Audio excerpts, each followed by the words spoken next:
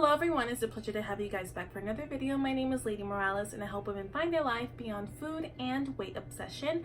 And in today's video, we're going to be talking about how to take the focus off the weight.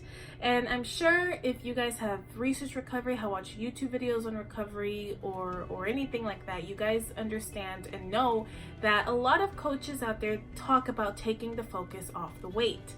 And it's true, you have to take the focus off the weight. And you understand that on a literal sense, but maybe some of you guys are struggling with, oh my gosh, how do I take the focus off the weight if I'm binge eating and I'm gaining weight and it's, you know, my weight's right in my face and I look at it every morning when I wake up. And I'm here to break it down for you and to clarify some things on how to take the focus off the weight to move on to your life beyond food and weight obsession. First step is to understand that this is not an overnight process. You did not get like this overnight, so you can't expect yourself to be just recovered and completely unfocused on the weight overnight. Unfortunately, it's not an overnight process. There's no such thing as overnight success.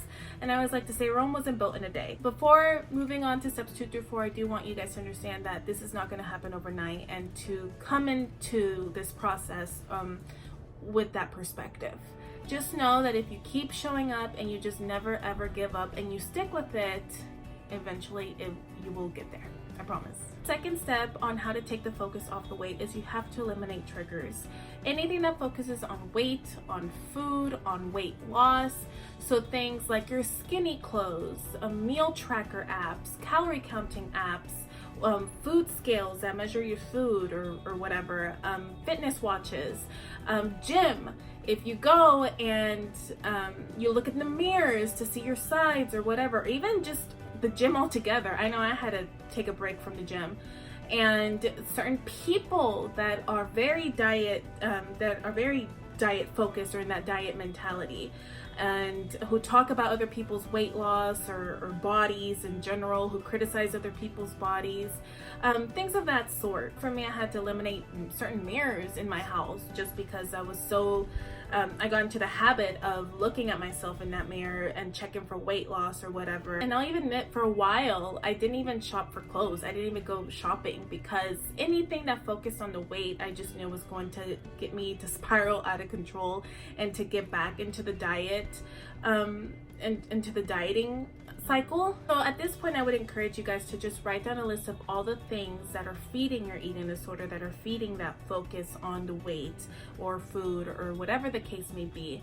and try eliminating them one by one. You can go from smallest to biggest, from biggest to smallest, or cold turkey.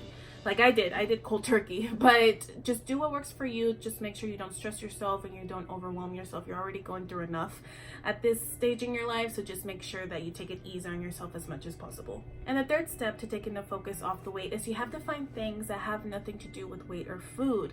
Hobbies, passions, goals, interests, dreams. And I know this may be hard for a lot of people. I know for me, at the beginning, I had no idea what to do with all this time, all this spare time that I had, now that I wasn't focused on meal planning or tracking calories or over exercising or anything like that. It could be a little bit tricky, but the key thing here is to find things that you like to do. And at this point, if you haven't written down an ideal vision, I would strongly encourage you guys to write down an ideal vision. And once you have your ideal vision, to identify action steps that you can start taking today that have nothing to do with weight or food or even recovery.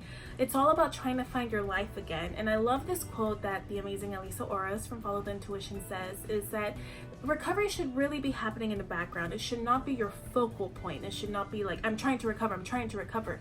Because that was the biggest mistake that I made during my eating disorder, was expecting it to be overnight and trying to recover and finding that overnight answer. And it doesn't work like that. Recovery really should be happening in the background. So just to kind of give you guys a little bit of perspective, for me, in my mind, I had like these goals and these dreams, but I was waiting to lose the weight to finally act on them.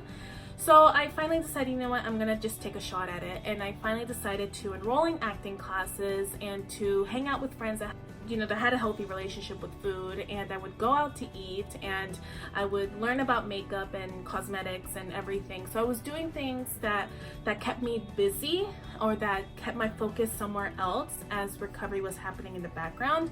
Was it tough? Yes, especially the first at the beginning.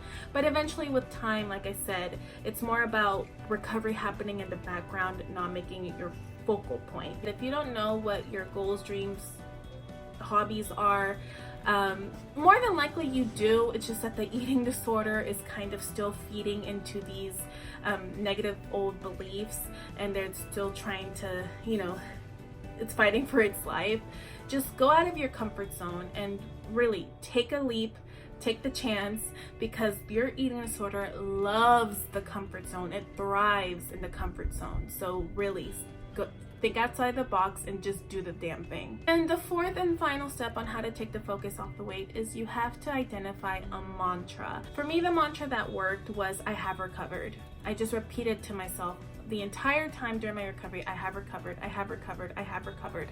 Even if I was binge eating, even if I was gaining a lot of weight, even if people were giving me negative comments about my weight or criticizing me about my weight gain, I kept repeating the mantra because I stuck to that vision, I stuck to the dream, and I stuck to my goal of being completely recovered. Find an affirmation that's going to work for you, that's going to keep you focused on the end result.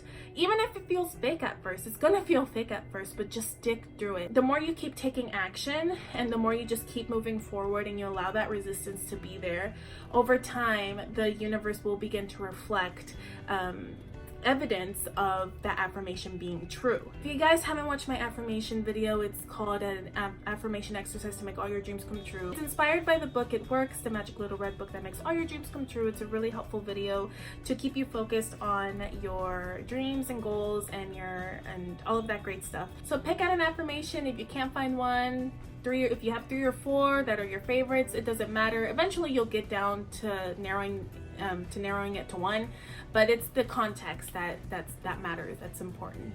I will also be releasing a video really soon on the ways that you can speed up your recovery, so if you guys are interested in that video, definitely subscribe to my channel and hit the notification button below so you guys can be the first to know when that video is released. And until then, I hope you guys have an amazing week, and I'm wishing you all the best of the best in your recovery, and we will see each other on the next one. Ciao.